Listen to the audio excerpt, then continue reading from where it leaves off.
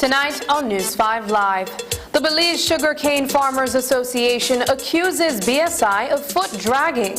Caneras say that the miller is stalling on agreeing on a mediator a few weeks ahead of the next sugar crop. The poultry industry takes a significant loss following a bird flu scare in the north. The Belize Poultry Association and the Minister of Agriculture weigh in. And the tourism industry is down $6 million in losses following Hurricane Lisa. These stories and more coming up on News 5 Live.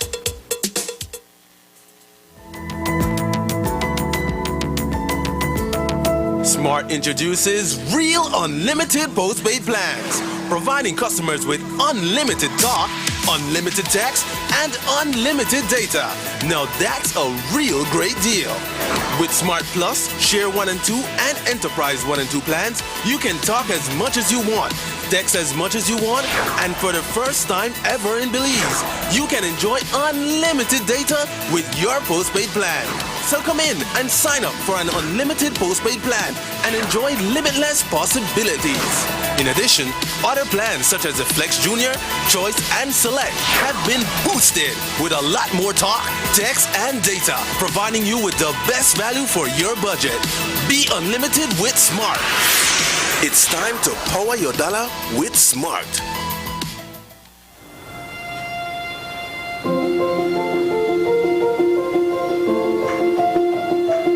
I will be there. Thank you so much. Why are you so excited? Let me tell you a secret. I just got off the phone with Sarah.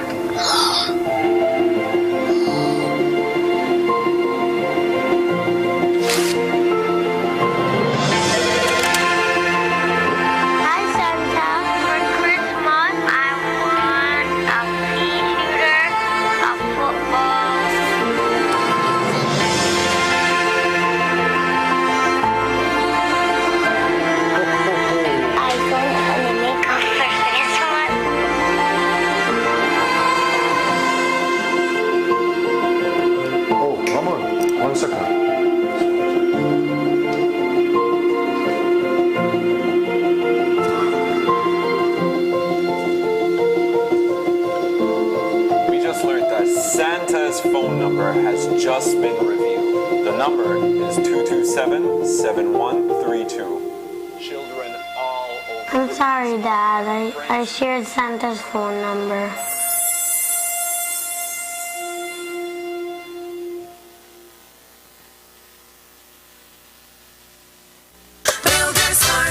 Welcome to Builders Hardware. End of the year mega sale where you can certainly get what you are looking for. That's right. We're cutting costs and slashing prices across the store. This sale starts from October 15th until the end of the year. Enough time for you to plan, shop safely, and save some money. We're having a huge discount. 20% on paint and 30% and more on selected items just for you. Everything at Builders Hardware. Come and visit us in Belmopan. We have quality, variety, quantity, and service with a smile. Builders Hardware. End of the year mega sale from October 15th to the end of December. We think our customers are awesome. Builders who build with a passion and skill. Go to Builders Hardware. We understand that there aren't enough hours in the day. That's why RF&G is working to make the process of renewing your insurance policies easier. WhatsApp the words "Get Started" to 670-8700. We will prompt you to select the service you are interested in. Select the service and answer a few simple questions. An RF&G representative will process your request and follow up with you when your transaction is completed. It's that easy. Use WhatsApp and skip the lines. Remember, it pays to get it right with RF&G Insurance, a Road Group company.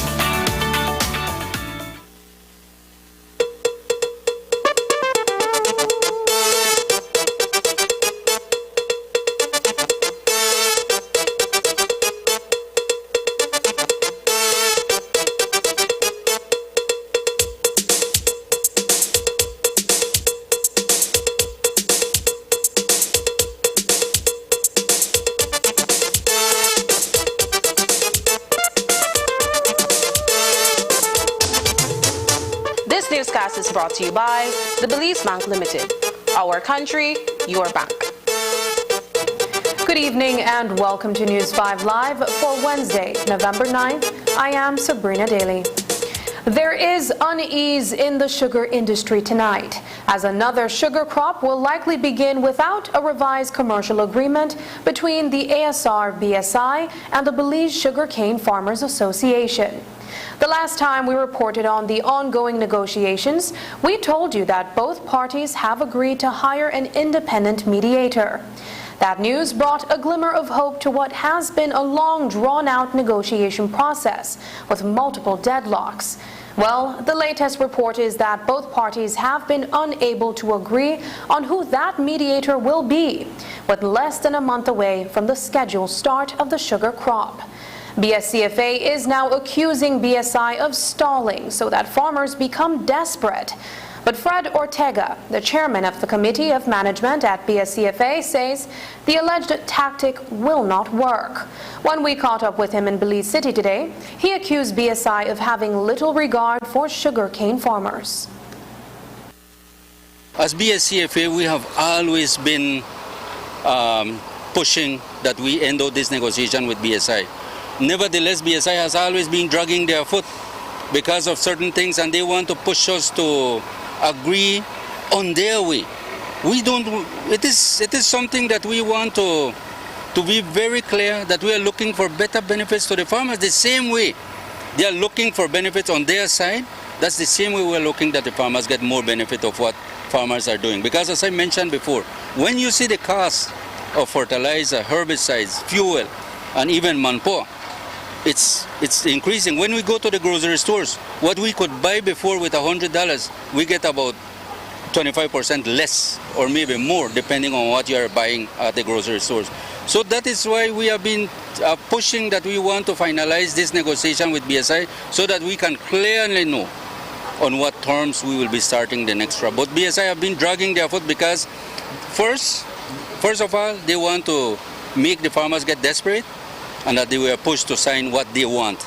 And what they want, it only helps them, not the farmers. The solution is to get a mediator. No mediator has been identified as yet, or no agreement as to who will be the mediator. Well, we are working towards that. We have been calling on them, we have been sending letters to them, and they have been only dragging their foot. And we are at this point still yet that we have not reached into an agreement. We should have come at the beginning of the week to have an interaction of they bringing in their information, of which the people they are putting as their media. We should have done the same. We put a date, and they just didn't answer for that date to happen. So whenever we see these things happening, we say, what type of respect BSI have for us? No respect. So what will happen in the event that a new agreement is not signed by early December? That is what we asked the Minister of Agriculture when we caught up with him today. Jose Mai was more optimistic than Ortega that an independent mediator will be identified shortly. But Minister Mai also said that an interim agreement must be signed between both parties before the start of the crop, while negotiations continue. That we will have an agreement before the crop starts is very difficult. It does not mean we'll not have a crop. The crop can commence with an interim agreement, and the crop can be ongoing while the mediation and negotiation is also ongoing. So it's not like we have to stop doing this because we'll do this. No, we can continue. Once there is good faith on both sides, we can continue. Is that what we're seeing that is going to happen? There's going to be an interim agreement as both parties kind of reach the common ground? If we don't have an agreement before the crop starts, we will have to have an interim agreement while negotiations and mediation is ongoing. What has the interaction been like with the mediator? Have we been able to select a mediator? And we are working on that as we speak. So no mediator as yet?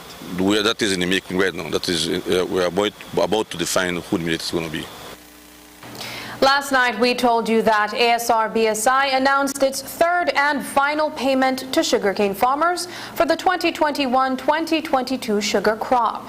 As was reported, farmers received a final permanent of $13.33 for every ton of sugarcane delivered. That final payment, according to ASR-BSI, is based on a final cane price of $70.78. ASR-BSI noted that this is the highest cane price payment since 2017, when the EU market change removed Belize's preferential pricing. Today, we asked the Minister of Agriculture, who is also a cane farmer, for his comments on the payout. Here is what he told us. It is much better than years before. It could be even better yet, in my view. Whenever I'm always concerned for the payment farmers get. As a matter of fact, the price today to the farmers is because of the world market.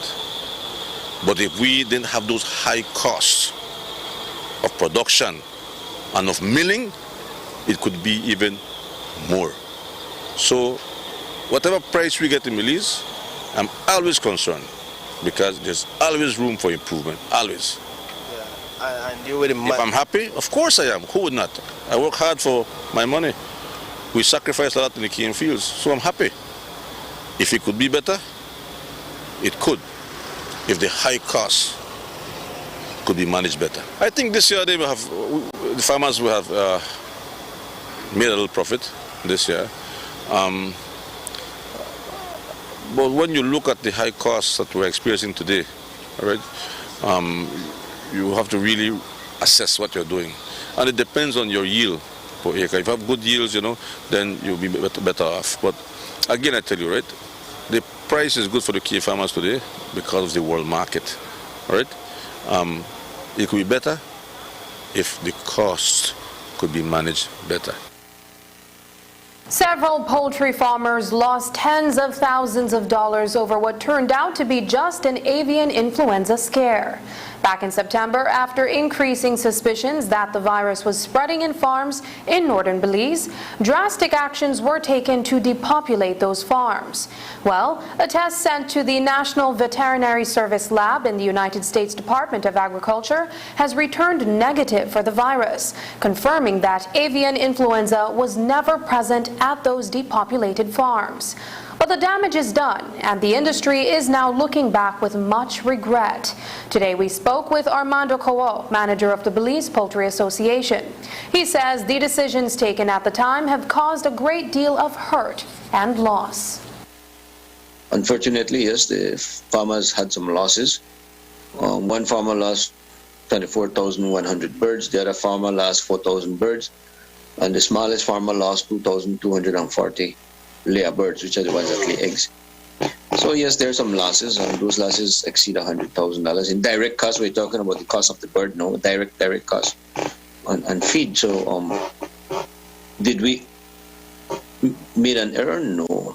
What we did is went on the precautionary side. We did things in precaution. We brainstormed all the stakeholders and BAHA and the Ministry of Agriculture. And we took the route that was needed to be taken.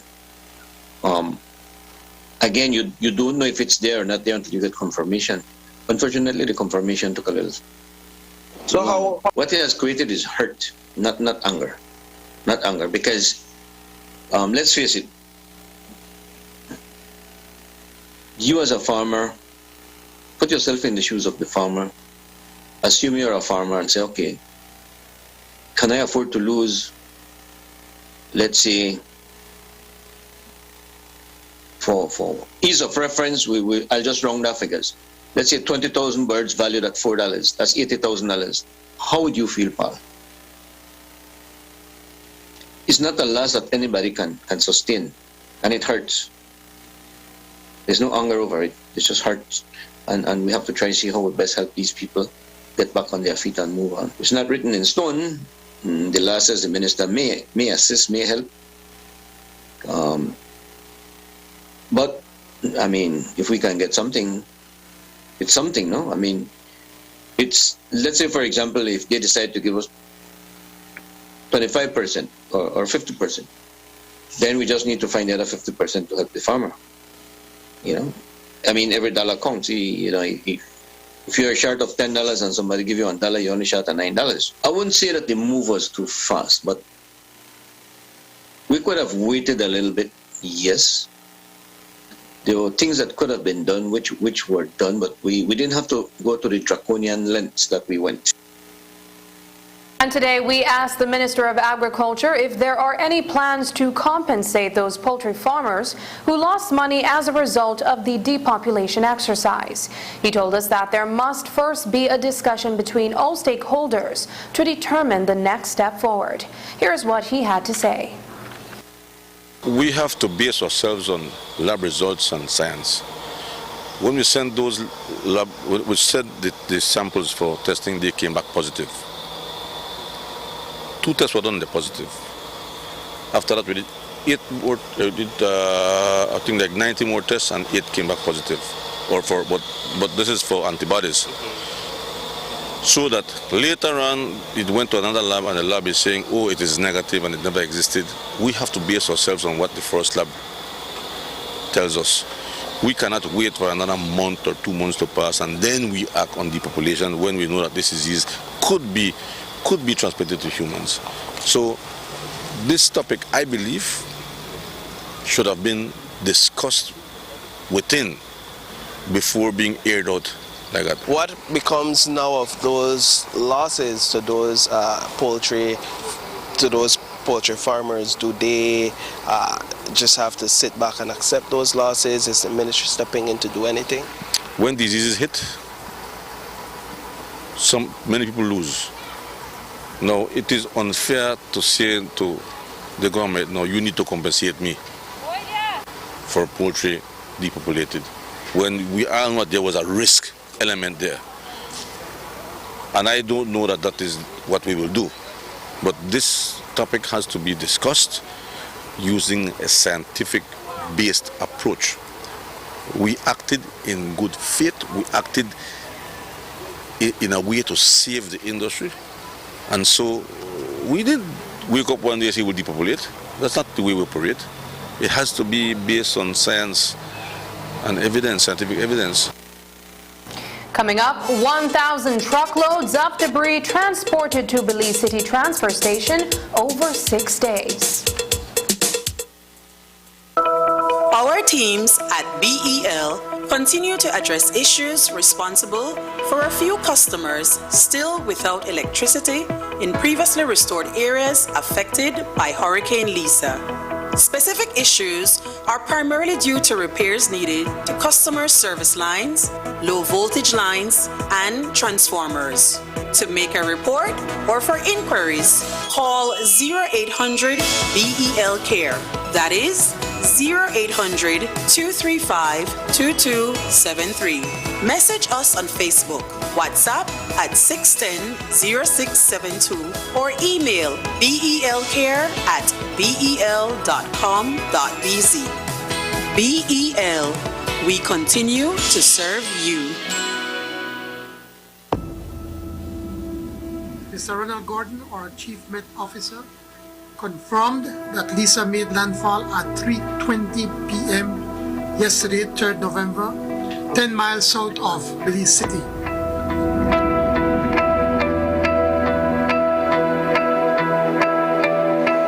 The impact of Hurricane Lisa on Belize City has been devastating. Families' lives have been disrupted. People, livelihoods, business livelihoods, obviously has been severely impacted.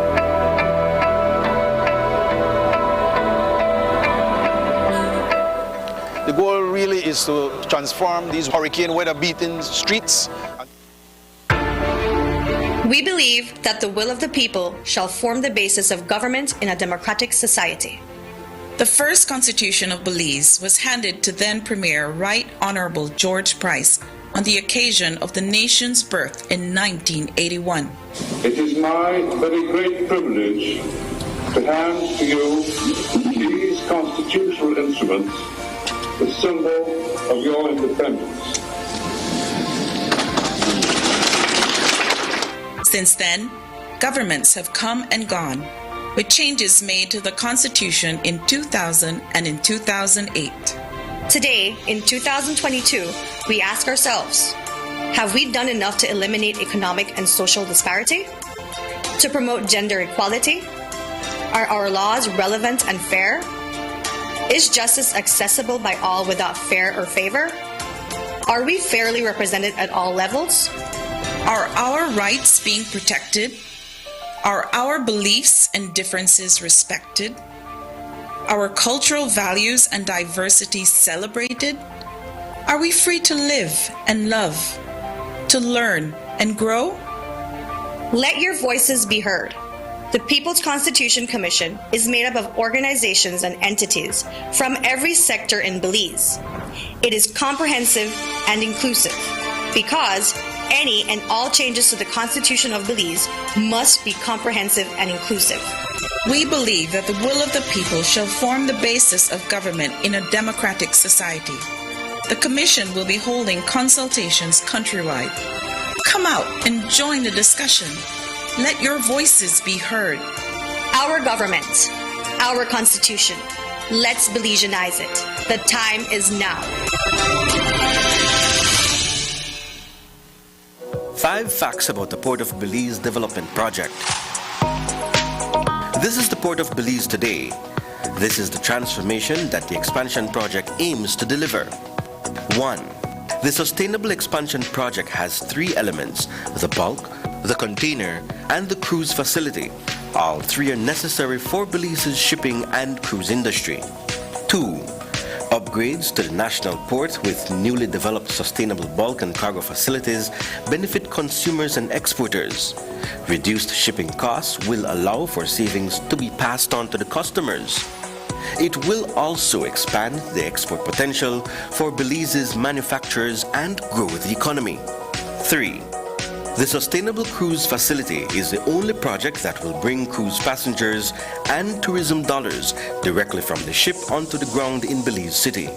The improved guest experience and safety allow tourists to spend more time on land during their visit. 4. Marine transport is already one of the most environmentally friendly forms of transportation.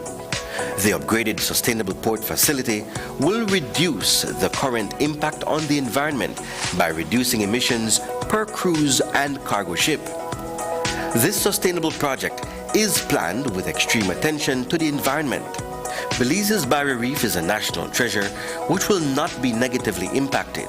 The project will take every precaution to protect and preserve it. 5. Most importantly, this sustainable investment will provide thousands of long-term jobs within the Port Loyola community. Opportunities for temporary jobs will be created throughout the construction phase. This is the port today. This port could be the Port of Belize's future. The Port Development Project will prepare Belize for the future of shipping, the future of cruise tourism, and elevate surrounding communities for the future.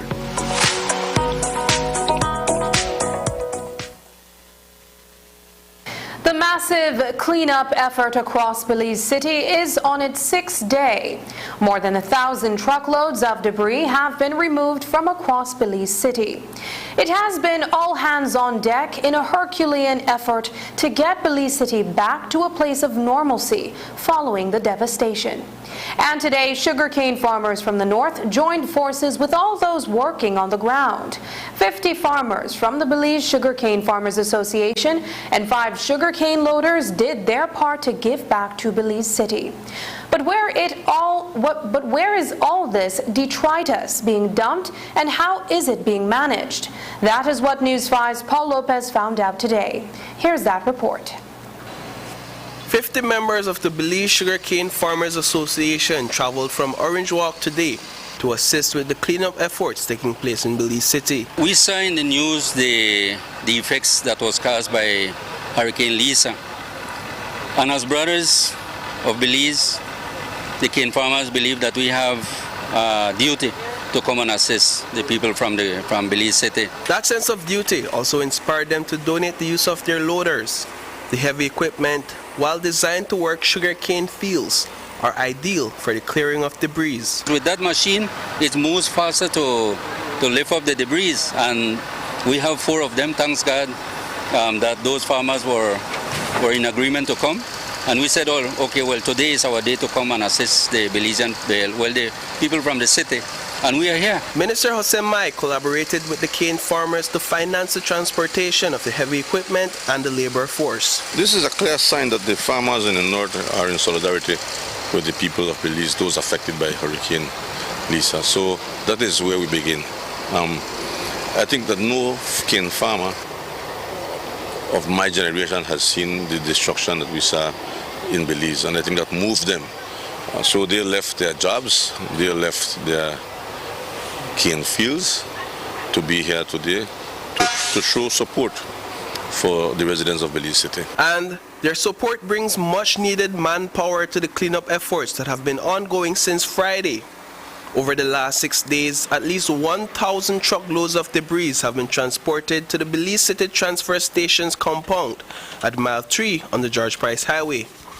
We spoke with Lumen Cayetano, the director of the Belize Solid Waste Management Authority, via Zoom about their efforts to manage this waste. Considering that the hardest hit area after Hurricane Lisa is Belize City, we designated a dumping area on the compound that is being managed using bulldozers, backhoe, and other equipment that remains on site, being provided by the city council essentially. So when the trucks coming in from Belize City that are a part of the cleanup and collection of the disaster debris that is taking to that dumping area, and the pushing with the bulldozer takes place, the compaction and the crushing. The bulldozer remains operational throughout the day to clear space for the contents of incoming trucks. On the busiest days, up to 200 trips are made to the transfer station.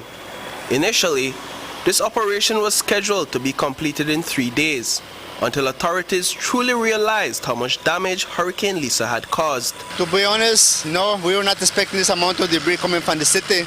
Actually, I'm part of the Environment and Solid Waste Committee, and they said that within 3 days they will be able to clean the city. But as you could see, today is Wednesday, and they still continue, and they have plans until Friday. But by Friday, those plans may be altered, as there may still be more to clear from the streets well into next week. Emerson Garcia remains on the compound to direct the flow of traffic and dumping. Usually once the trucks come to the debris, as you could see, most of the trucks come have mixed debris like white goods and branches and stuff like that. So once the truck comes, we dump it right here to my right hand side, and then the truck just empty it, and then we proceed now. We get the assistance of the backhoe to assist them to empty them. And then once the area is getting full, we had the bulldozer, which helps us to clear more space, so we could continue dumping. But the urgency of cleaning up the city has not afforded us the opportunity to do any separation of the waste, because ideally you would want to separate the waste. It's not only trees, leaves, limbs, and branches that are coming in, but you know, for people who lost their roofs, we have some metal sheetings, we have wooden members from the roofing structure that is coming in, refrigerators, freezers, stoves, television, and all of those things that may have been damaged by the rains that would have fallen into people's houses who have lost their roofs. When the city's cleanup efforts come to an end, a much larger bulldozer will be used to spread and compact the debris. This will bring the mountain of detritus to half its current size. That will then be covered with landfill. We have enough space. We have enough space. Once this area to the left is we have enough space. Now will be no space, no problem. Reporting for News 5, I am Paul Lopez. Over the weekend, images of San Ignacio Mayor Earl Trapp, Belize City Mayor Bernard Wagner, San Pedro Mayor Gualberto Nunez, and Prime Minister John Briceño were posted on social media, following a large-scale cleanup campaign in Belize City. It was a bipartisan show of solidarity to return the old capital to a sense of normalcy in the wake of Hurricane Lisa. While the Briceño administration has been working overtime, the opposition has also been making its rounds, visiting affected communities in Belize City as well as Belize District. This evening, News 5 spoke with opposition leader Shine Barrow, who told us about his party's efforts. We have 5 elected representatives, so I had spoken to the Prime Minister on Thursday, the day after the hurricane, and he had promised to release funds. He did Friday morning, and so since Friday morning all of us have been on the ground doing what we can with the funds that we got. There's so many people to help. I've helped about 100 people since Friday, and I'm still going, so I'm trying to make the most of the money that the Prime Minister gave us, and I may have to go back to him for more because the damages that people suffered are great. But first and foremost on Thursday was to go on the ground. I saw that Mayor Trapp was here helping Mayor Wagner. Definitely it is a time for solidarity, to put partisanship aside. And so I was on the ground from Thursday, meeting with people, going to the shelters, checking to see what the desires and the needs were for NEMO, for CEMO, and communicating with my counterparts to try to direct them where there were needs. And so that continues, and in the office every day, and doing my best to help as much people as possible with something. Rather than give everything to 1 or 2 people, I believe in sharing as much as possible. So that's what we've been doing, and we continue to pray for those people because it's a difficult time. It can never happen enough, but I'm definitely grateful that the area representatives, all the area representatives in Belize District, PUP and UDP, got monies from the Prime Minister, and my policy is I help everybody.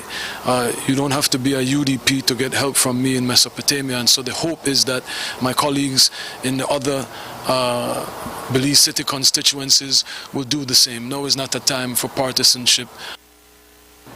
After the break, tourism industry loses roughly $6 million to Hurricane Lisa. But first, here's the weather report.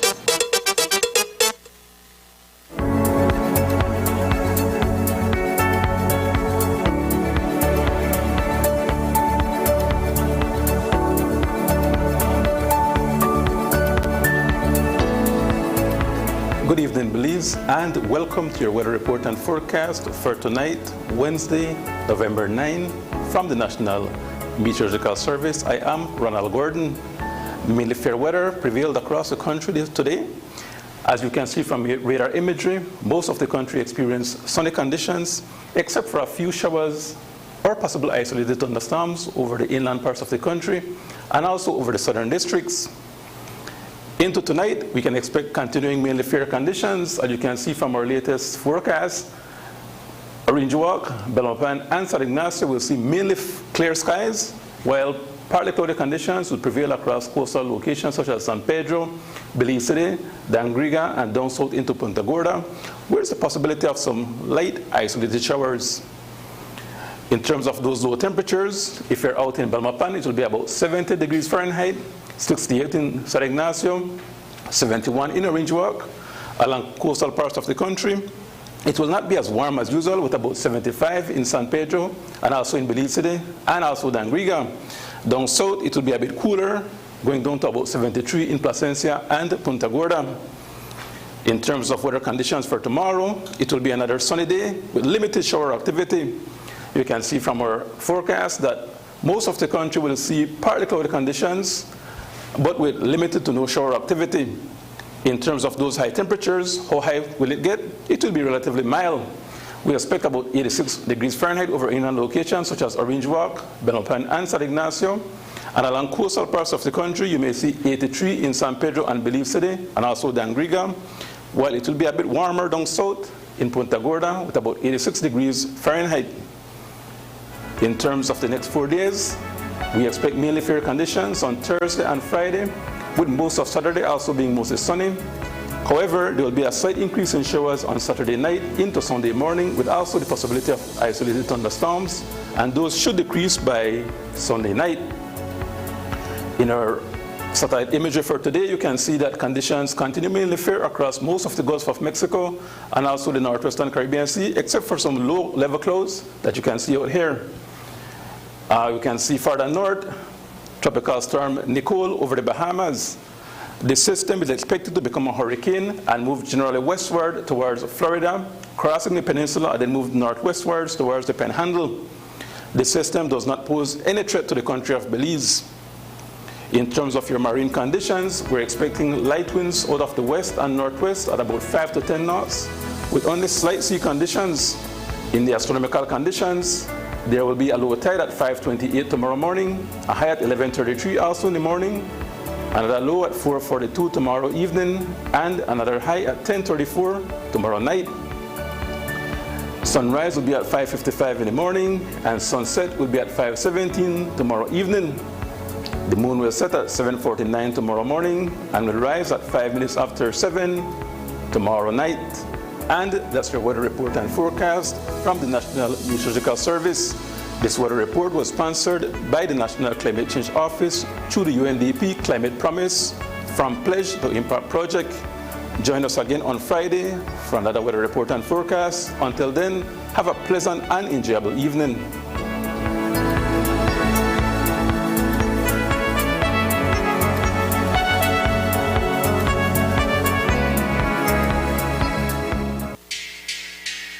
My lights, yeah.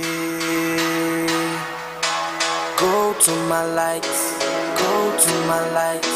You gotta go to my lights, yeah. I wanna shine, shine, shine, shine. I hit my lights cause that's my plan, plan, plan, plan. My lights have your favorite brand, brand, brand, brand. Just come with nothing in your hands, hands, hands, hands. My lights, and it goes on and on and on. It goes on and on and on, yeah. I wanna celebrate with my lights, sing yeah, yo, baby let's go. My lights, I wanna celebrate with my lights, sing yeah, yo, baby let's go. We going to the store, oh we gon' do right, we gon' light a life, only with my light. We going to the store, oh we gon' do right, we gon' light a life, only with my light. Staying connected with your loved ones while traveling is even more important during this global pandemic. With Digi, this is even easier and more convenient with our data roaming plans. Postpaid customers have instant access to mobile data within 41 destinations worldwide. With 3 affordable plans, starting at only $28, it's easy to instantly connect via your favorite digital platform. To purchase your data roaming plan, contact Digi before your travel date. If you are already abroad, you can contact us via email at digihelp@livedigi.com or via WhatsApp at 608-8888. For more information, visit our website at livedigi.com/digicel or visit a Digi store near you. You can roam, stay safe, and stay connected with Digi.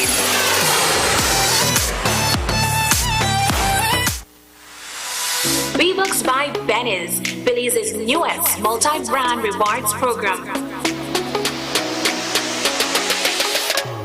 To access V-Bucks, download the mobile app or access the website portal at vbucks.bz and set up your account. If you already have a Venice account, chances are you already have V-Bucks. Don't let them go to waste. To earn V-Bucks, make a purchase at any Venice location or at any of these Venice entities, namely Island Freight Forwarders, Best Manufacturing, Benquip, and B-Mart. Once V-Bucks are earned, reward yourself. Use V-Bucks to buy items or exchange for cash. You can also double, triple, or even quadruple your V-Bucks on promotional days. It is simple. Purchase, earn, redeem. Loyalty is always rewarding with V-Bucks. Brought to you by Venice, celebrating 75 years of quality and savings. Mr. Ronald Gordon, our Chief Met Officer, confirmed that Lisa made landfall at 3:20 p.m. yesterday, 3rd November, 10 miles south of Belize City.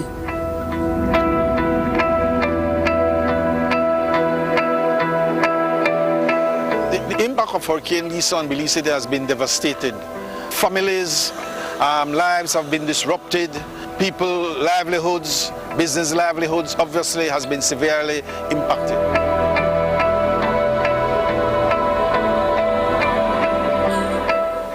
The goal really is to transform these hurricane weather-beaten streets and neighborhoods into livable, traversable spaces again.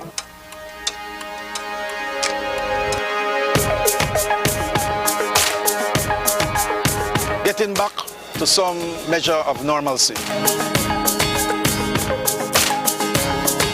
It's a wide cross-section of partners encompassing both public, private sector, of course being led by the government of Belize, the Ministry of Infrastructure. We have NEMO with us, we have CIMO, we have the Belize City Council, the Orange Walk Town Council, the BDF, the Coast Guard, and a wide scope of other partners. Obviously, their efforts here today is being met with great enthusiasm and optimism by the people of Belize City. For us at CITCO, it means more muscle on the ground to achieve the task. We face one of the greatest natural disasters ever brought upon the city in my lifetime, in their lifetime.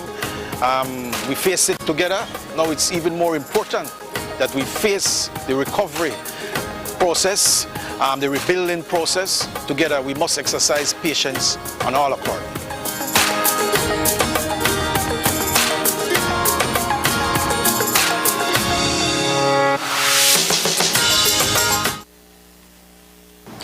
COVID-19 has proven that the tourism industry is quite fragile and not immune to shocks. Those sudden blows can also be brought about by natural disasters.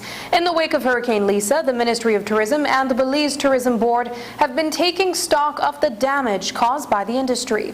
Earlier today, News 5 sat with Chief Executive Officer Nicole Usher Solano, who discussed the state of the travel and leisure sector post-Hurricane Lisa. Well, like every other sector, tourism was impacted. We have tourism countrywide, and the Belize district, the central region, of course, was the area within the country that was most impacted, and that was also the case with tourism. So the majority of the operators, the hotels, the facilities, the sites, the attractions in Belize City, of course, in rural Belize district, the islands, Turniff, Lighthouse, all of these areas were impacted by Hurricane Lisa, and we've been on the ground just looking at just how severe the damages were and trying to do that assessment. In terms of Belize City as a hub for cruise tourism, where passengers disembark and go about their way to their respective destinations, what has that been like in terms of the tourism angle? Well, overnight tourism is concentrated outside of Belize district. So, San Pedro, Key Cocker, Placencia, Cayo, Hopkins, a lot of these areas, Toledo, the northern districts, were not as impacted as those properties in the Belize district. So for overnight, we didn't see the amount of impact that we've seen on cruise. The Fort Street Tourism Village, which is the point of disembarkation for all of our cruise passengers, had quite a significant amount of damages. So as of Thursday, we were already on the ground trying to see what the damages were. When you went out there, it was incredible, the amount of mud, the amount of debris in the street. It was impassable. In Belize City, the Fort Street Tourism Village was also adversely affected by the hurricane. The devastation at FSTV forced a rethink of cruise ship arrivals that were scheduled for this week. After careful consideration, it was decided that cruise ships would continue to call on Belize despite the state of the city.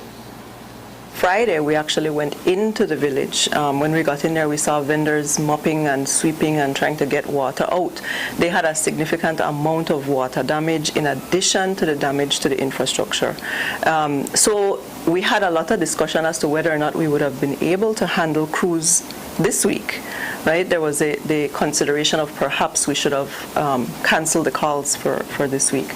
As you know, that represents quite a bit of jobs, and that was the last thing that we wanted to do. So we tried to pull all of our resources together and ensure that we could be ready for Wednesday. There were cancellations between last week and also yesterday, amounting to approximately 20,000 or so passengers that didn't come in, and that represents about $1.5 million in lost revenue from cruise alone. But we're back on track today. You'll see the two ships in harbor. Tours are on track. I've checked in. We've had over 80% disembarkation so far today.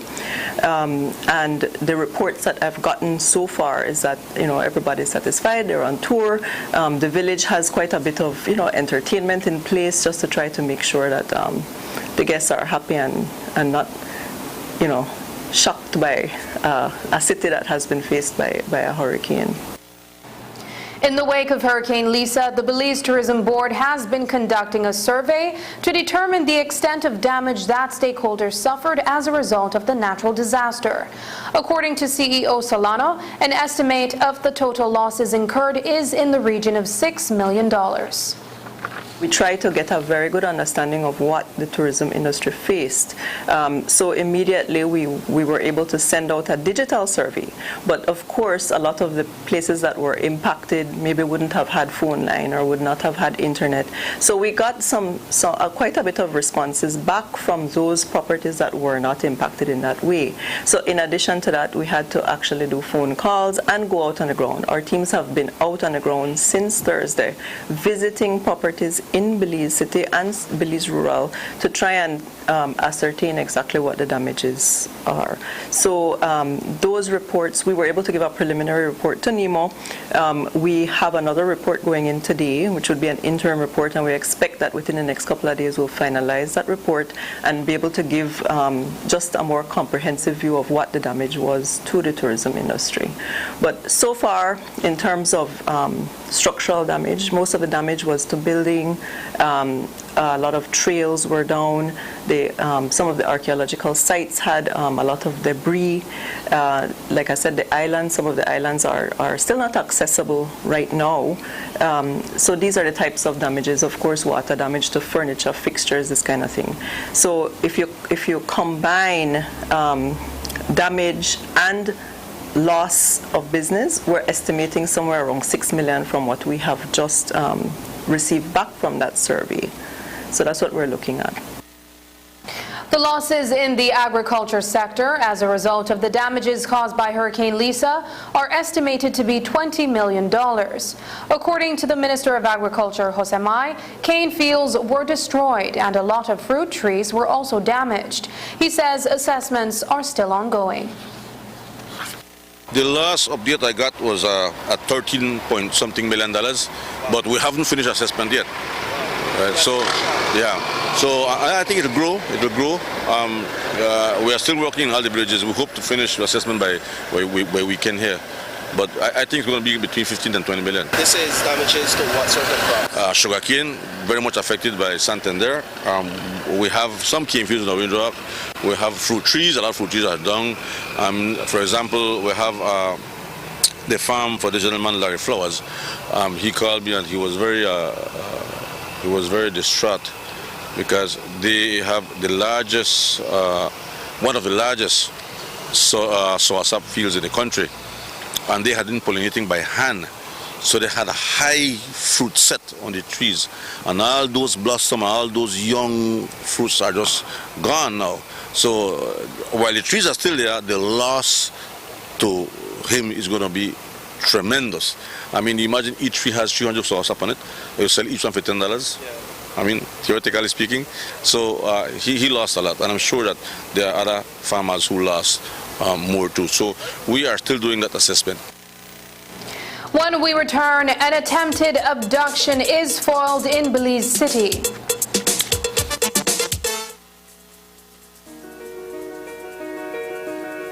We live in a world where undernutrition and obesity can exist side by side in the same country, home, or even person.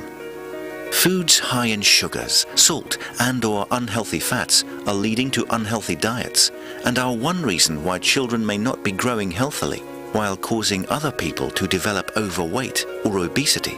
The consumption of unhealthy diets is heavily influenced by marketing.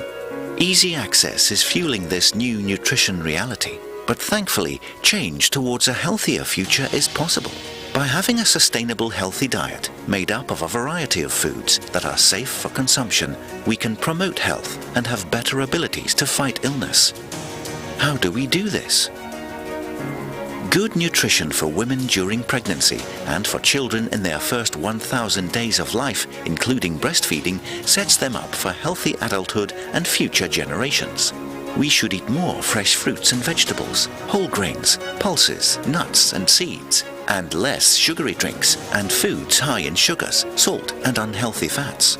The less of these foods we buy, the more the food industry will be encouraged to produce foods that contribute to healthy diets. We can also call on our leaders to make the right decisions so that every person, everywhere, can afford and access good nutrition. When people like you and me, industries and governments work together to make positive changes, we can create a healthier world.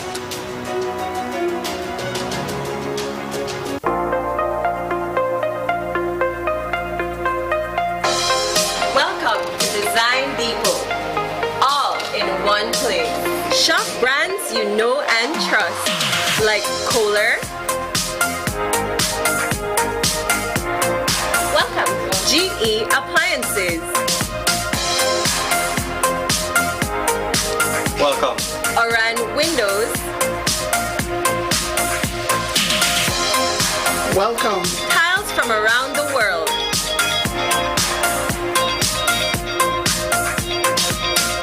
welcome. Sherwin-Williams Paint and Coating. Visit us today at mile 3 on the Philip Golson Highway or call us at 223-3768. Design Depot. All in one place. Our teams at BEL continue to address issues responsible for a few customers still without electricity in previously restored areas affected by Hurricane Lisa. Specific issues are primarily due to repairs needed to customer service lines, low voltage lines, and transformers. To make a report or for inquiries, call 0800 BEL Care. That is 0800 235 2273. Message us on Facebook, WhatsApp at 610-0672 or email belcare@bel.com.bz. BEL, we continue to serve you.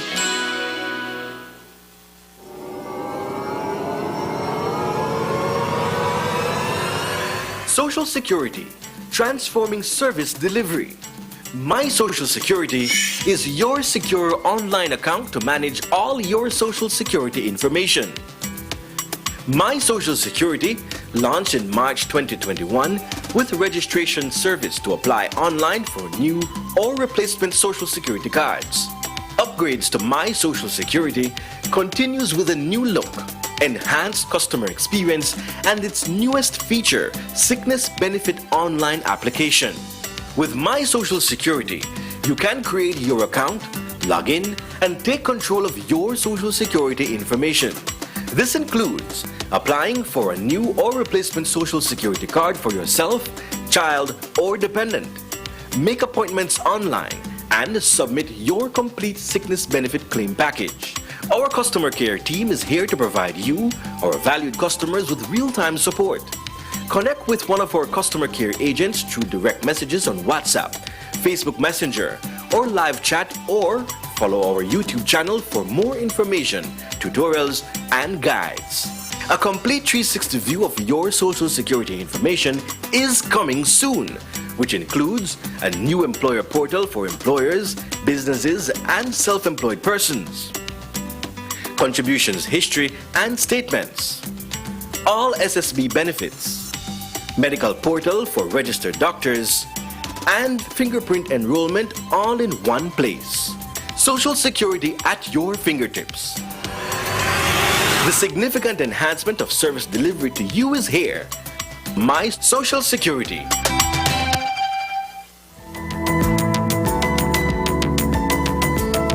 Smart introduces Real Unlimited Postpaid Plans, providing customers with unlimited talk, unlimited text, and unlimited data. Now that's a real great deal.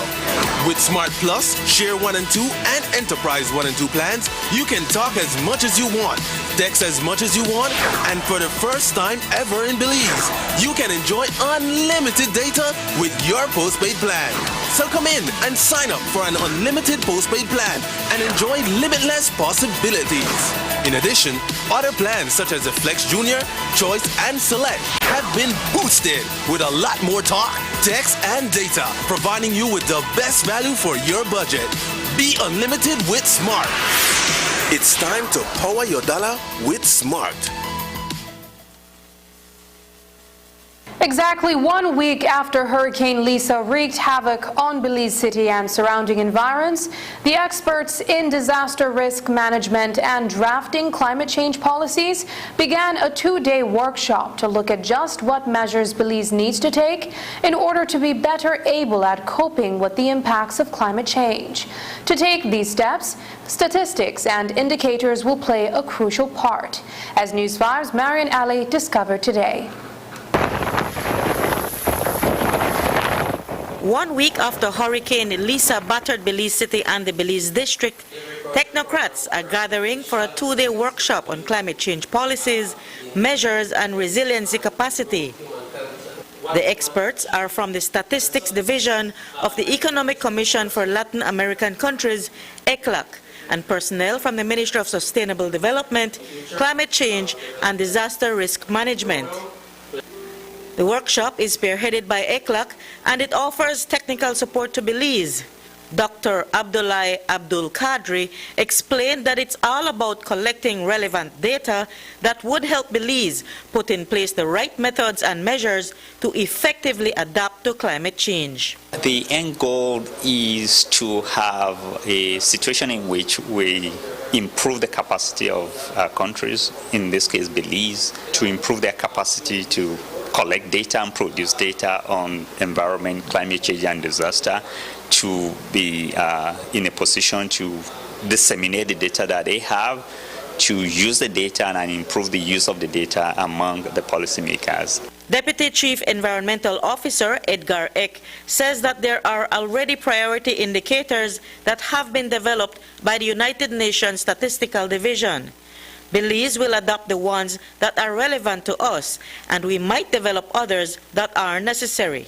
This workshop, he says, will help the people here along that path. So they're going to show us step by step on how to create those indicators. So at the end of the day, we could, when we do further assessment, get more information, we will be able to do that with our national data and present that. Hurricane Lisa that struck Belize a week ago, with damages still evident across the city and elsewhere, provides an example for the need to come up with this type of information, Ek said. Based on what happened with Hurricane Lisa and other hurricanes that have hit the country, we have seen that there is a need for information, for data, for indicators that the government, the policymakers, the decision makers will be using in terms of making those decisions, implementing those, designing those strategies, those plans.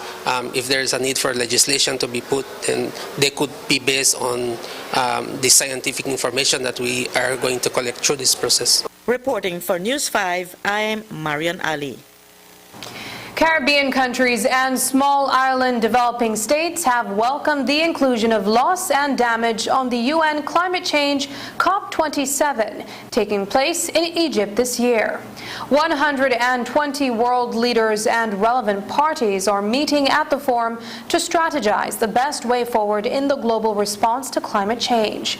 Small Caribbean countries and islands bear the brunt of the impact of hurricanes caused mostly by climate change as a result of greenhouse gas emissions produced by larger countries.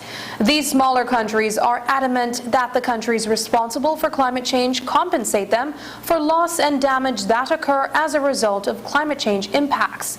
Ambassador Conrad Hunt of Antigua and Barbuda, who spoke at the opening of the assembly, said smaller countries look forward to working with the international community to provide the much needed support to the vulnerable women, men, and children of the world. He continued that there are, quote, clear gaps in existing funding arrangements to adequately assist developing countries in meeting the cost of their ex-post responses that aim to address non-economic and economic loss and damage, unquote. From the Changing Climate, Assistant Executive Director of the Caribbean Community Climate Change Center, Dr. Mark Bino, said that even if any reference to compensation or liability is not made, including the topic on the agenda was a step in the right direction. Loss and damage had been an issue that the Alliance of Small Island States has been pushing for over the past 30 years. Following the opening day, Prime Minister of Antigua and Barbuda, Gaston Brown, captured here by Panos Caribbean, spoke with reporters about the importance of loss and damage finance for the Caribbean. An estimated 45,000 persons representing 196 countries are attending COP27. Belize City Police are investigating an incident that took place this morning where a female high school student was almost abducted as she walked to school in the vicinity of Neil Penn Road and Central American Boulevard. Details of the alleged incident were shared in a WhatsApp group sometime following the event. Here are the audio clips from a concerned parent, as well as an officer who responded to the query being made. Good morning. This is Deja's mom, Miss Gamboa. I just got a call from a high school that there was a van that tried to kidnap one of their students this morning. The van is a black tinted van. The student is saying that they were putting her in the vehicle and at the same time somebody came, so they let her go. I'm just putting this there so you can inform your students and parents to be on the lookout. It's a black tinted van. I also get to understand that yesterday I think in Orange Walk, there was a similar van who tried to kidnap another child. Good afternoon. This is SP Gamboa again. This is a follow-up on the last information I passed on, the attempt or alleged kidnapping. CIB officers have interviewed the child in the presence of her parent, and the child was really shaken up and doesn't really want to go in depth. However, the child is saying that this occurred at 88 Shopping Center that is located corner Penn Road and Central American Boulevard by the stoplight. She is saying that she was coming to school this morning. She was approached from behind. Occupants of the vehicle were two dark complexion male persons, and the van is black and tinted. So at this time, this is all we have. The matter has now been transferred to Precinct 1, where the incident occurred. Presently, police are investigating the matter, trying to view cameras in the area. A man is in the remand section of the Belize Central Prison tonight after he was arraigned in the Belize City Magistrates Court on a charge of attempted murder. Charles Egbert West was shuttled away one day after he celebrated his 38th birthday. Police allege that around 9 on Saturday night near mile 13 on the George Price Highway, West, a resident of Los Lagos community, stabbed Keith Nicholson and William Tybo. He has since been charged with attempted murder and use of deadly means of harm upon Nicholson and 1 count of wounding upon Tybo. West reportedly exited a store on the night in question when he became embroiled in an argument with the 2 men. During the argument, he armed himself with a knife and stabbed the 2 men. His next court date is set for January 9th, 2023. Just ahead, Digi offers full university scholarship to deserving Belizean students.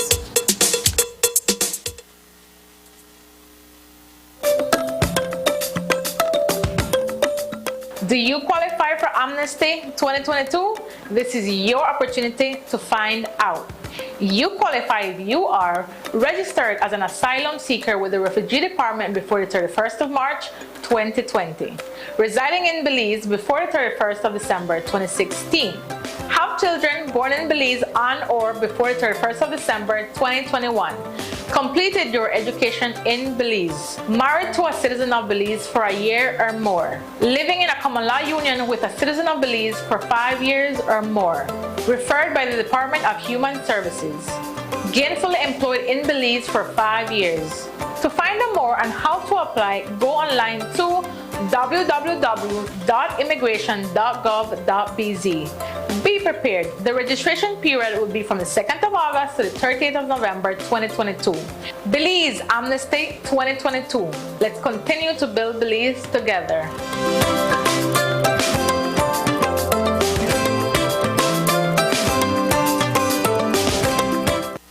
How are we to measure the success of our lives?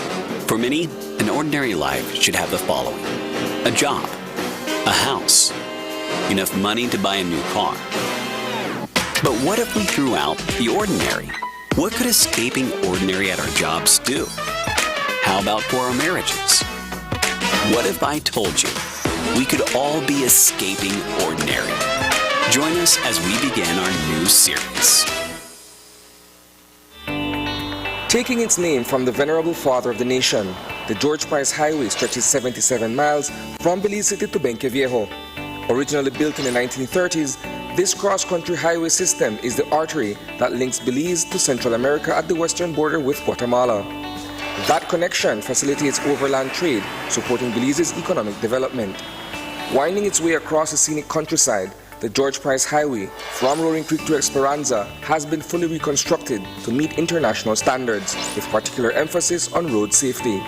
A shorter and hassle-free commute is best enjoyed when everyone obeys the traffic laws. To reduce the number and frequency of road traffic accidents, it means that a seatbelt must be worn at all times, and the speed limit observed when traveling along the highway. It also means that pedestrians must use sidewalks and crosswalks where available.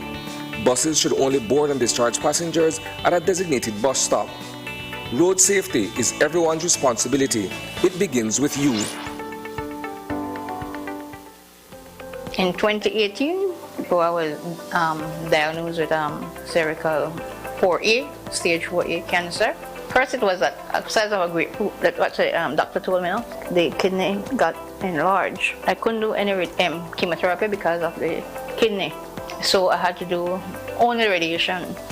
And I did my first session of 25. And then when I finished with the 25 sessions, I went back, she checked it, and she saw 4 centimeters. And I went back for the next 10 days, and after that, when she checked it again, she said, oh, it's like nothing is there. It wasn't painful, but it's a machine that you go under, and they have like a big, like a circular, and that goes 5 times. You take 5 minutes. 5 minutes to do the radiation, 1 session. Then you go back the next morning, another session. Well, I personally will highly recommend Galenia Hospital because of its good services, friendly staff, the doctors, very caring. Well, I just want to thank them for everything that they have done for me, you know, the staff and the doctor, especially Dr. Jamie, because she was my doctor for the radiation. No?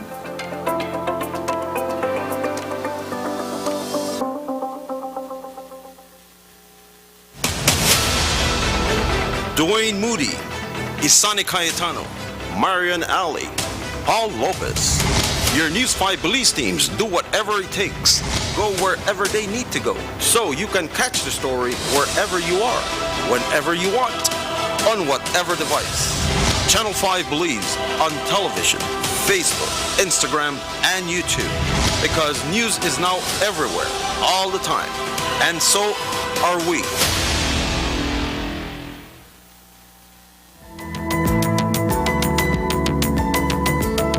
Smart introduces Real Unlimited Postpaid Plans, providing customers with unlimited talk, unlimited text, and unlimited data. Now that's a real great deal. With Smart Plus, Share 1 and 2, and Enterprise 1 and 2 plans, you can talk as much as you want, text as much as you want, and for the first time ever in Belize, you can enjoy unlimited data with your postpaid plan. So come in and sign up for an unlimited postpaid plan and enjoy limitless possibilities. In addition, other plans such as the Flex Junior, Choice, and Select have been boosted with a lot more talk, text, and data, providing you with the best value for your budget. Be unlimited with Smart. It's time to power your dollar with Smart. A scholarship opportunity to pursue higher education at Howard University in the United States is being made available to Belizean students who are interested in pursuing undergraduate and graduate degrees in technology and other related disciplines. Earlier today, the Sean Diddy Combs Belize Full Scholarship was announced by UDP party leader Shine Barrow. In a statement issued by the leader of the opposition, he said, quote, "Education has always been extremely important to my dear brother Diddy and I. Thus, in that vein, I asked Diddy to make Belize a part of his philanthropic support for his alma mater, Howard University, so that at least one Belizean student can get the benefit of attending one of the United States' most prestigious historically black colleges and universities," unquote.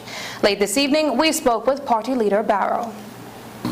I could have no better gift than the ability to give this present to a Belizean student. Thanks to my brother Sean Diddy Combs, the Sean Diddy Combs Belize Full Scholarship to Howard University, which is one of the most prestigious historically black college and universities. And it will be for either a tech degree, an education degree, or a business degree.